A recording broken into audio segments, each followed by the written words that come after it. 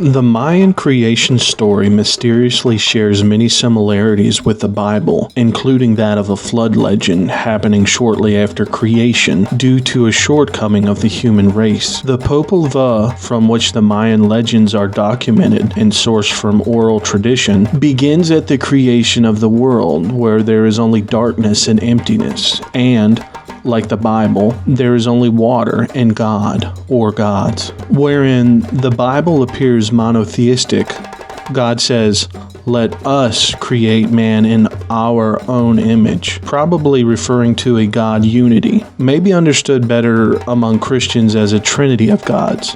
God the Father, God the Son, and God the Holy Spirit that are unified as one. In the Popul Vuh, you have something similar where the Creator, the Maker, the Sovereign, and the plumed serpent and the forefathers seem to be unified under the title of the plumed serpent. Then, just a sentence or two later, the Sovereign and the plumed serpent are speaking with each other in regards to the creation of the world. And so they did create the world and the animals with the intention that the animals would praise and invoke the names of the creators. And that's where we're going to pick up on the story. So here's a flood story according to the Popul Vuh.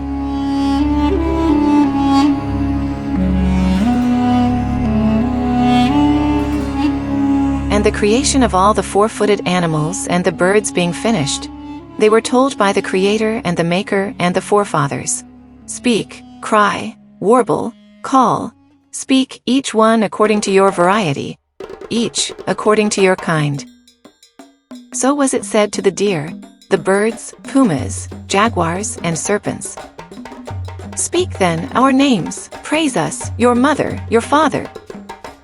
Invoke then hurricane, newborn thunderbolt, sudden thunderbolt, the heart of heaven, the heart of earth, the Creator, the Maker, the forefathers. Speak, invoke us, adore us," they were told. But they could not make them speak like men. They only hissed and screamed and cackled. They were unable to make words, and each screamed in a different way.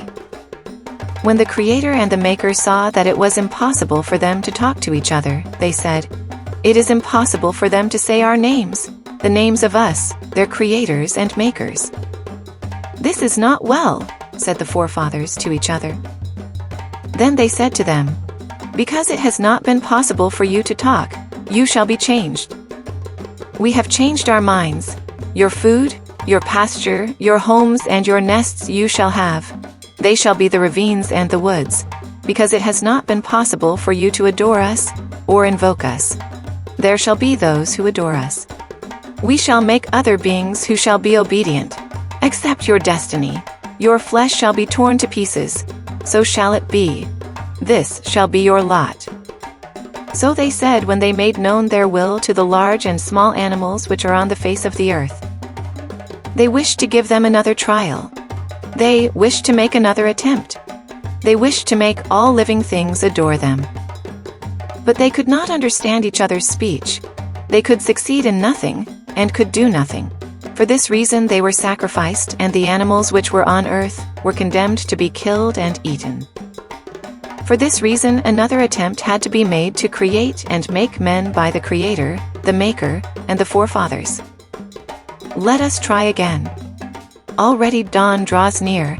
Let us make him who shall nourish and sustain us.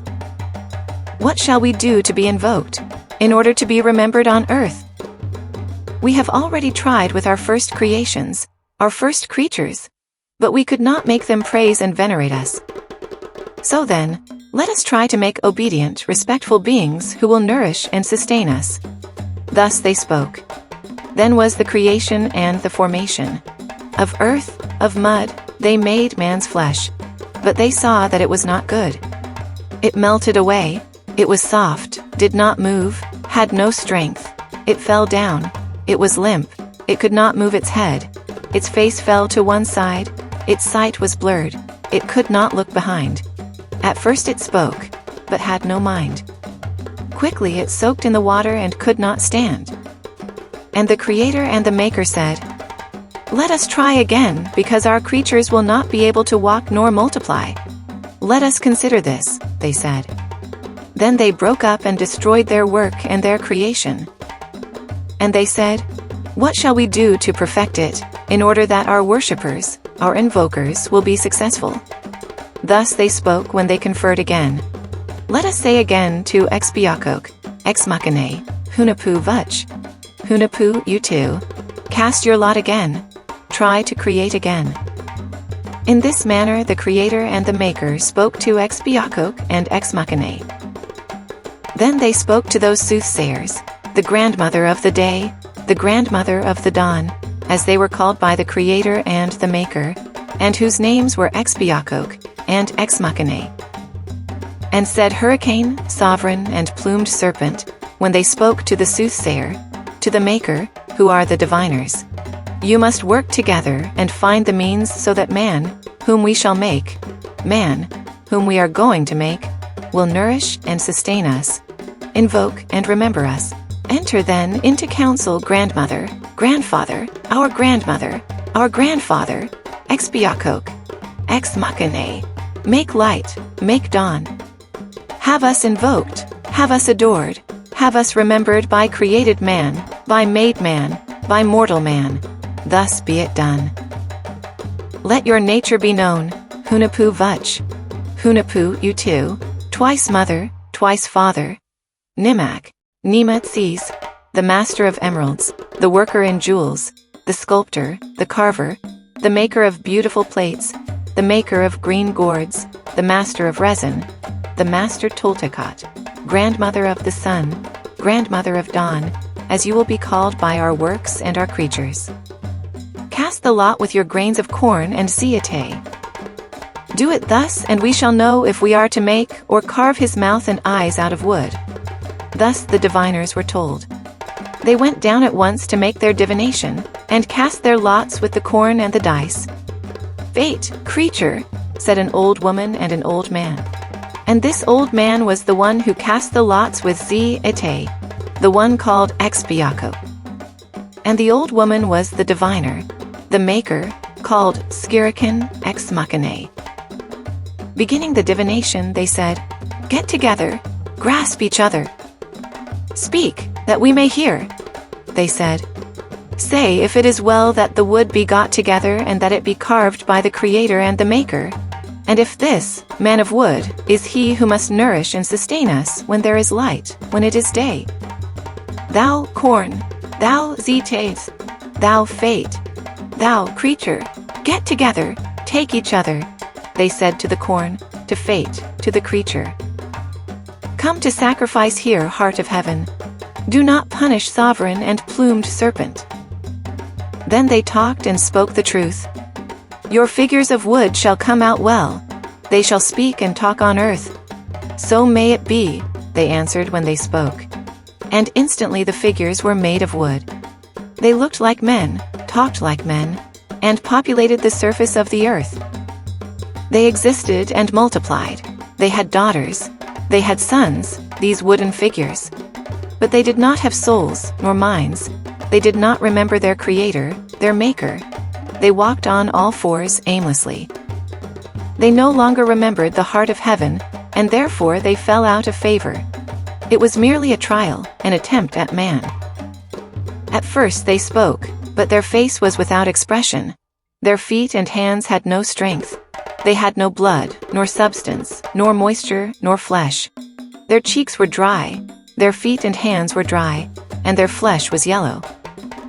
Therefore, they no longer thought of their Creator, nor their Maker, nor of those who made them and cared for them.